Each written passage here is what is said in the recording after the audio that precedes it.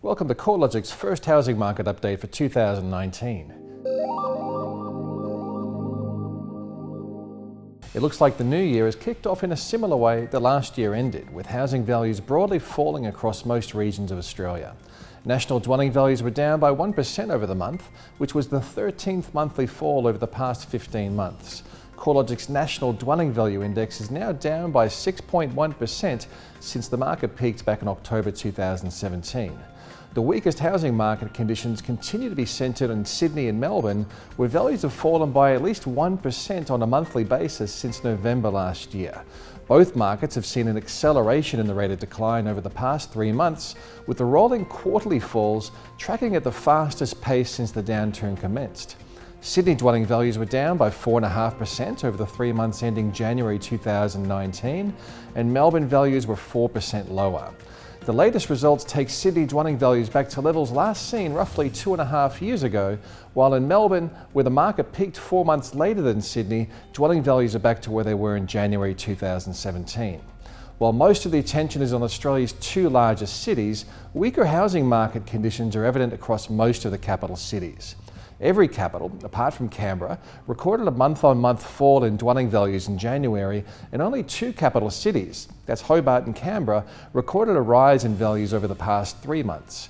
While values aren't falling across every broad region of the country, it's clear that even within the areas where values are rising, the market has lost some steam. The only regions where the annual change in dwelling values has improved relative to a year ago are Darwin, where the annual rate of decline has eased from 9.7% a year ago to 3.5%, regional Tasmania, where the annual rate of growth has risen from 4.9% to 9.2%, and regional Northern Territory, where the annual decline of 1% has improved to an increase of 1.1%.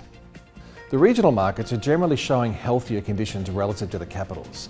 The combined regional index was down by 0.6% over the 3 months ending January, while the combined capitals index was down by 3.3% over the same period.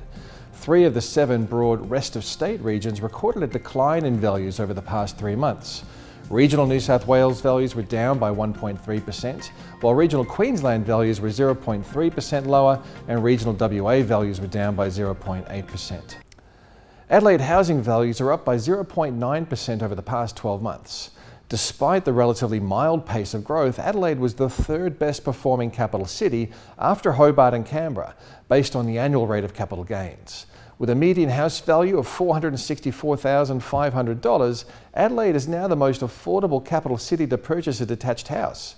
It's the sheer affordability that is likely a key factor in keeping values afloat, along with improving migration rates, falling unemployment, and positive jobs growth. January can be a hard month to read the housing market due to low levels of activity. However, the recent trend in housing market data has generally weakened over the past 3 months, with the pace of decline accelerating across markets already in their down phase and growth generally moderating in other areas.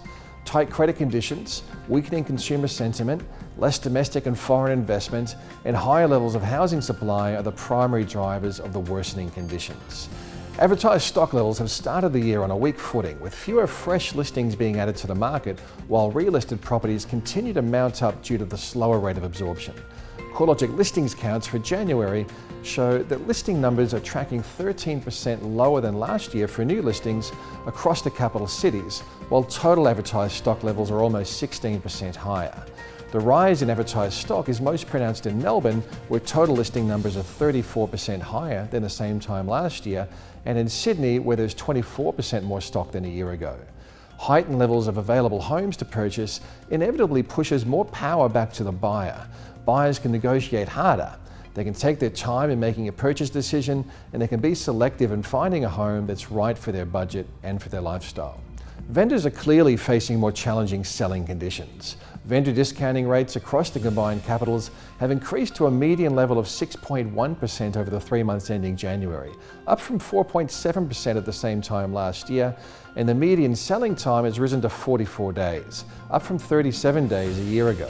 The slowdown in buyer activity is evident in the reduced number of settled sales. CoreLogic estimates there were 12.3% fewer sales over the 12 months ending January 2019 relative to the same period a year ago, and transactional activity is down 15.8% from the 2015 peak level of activity.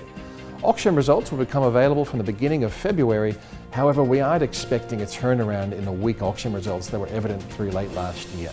The trend through December 2018 saw clearance rates across the combined capitals reaching a low of 40%. Overall, the January index results, as well as peripheral housing data, are foreshadowing a challenging year ahead for the housing market. There may be a further dent to confidence as we approach the federal election, and housing finance conditions are likely to remain tight after the hand down of the Hayne Royal Commission report, which is due out in early February. With so much uncertainty in the housing market and the broader economy, it's all the more important to stay up to date with the latest facts and figures from CoreLogic.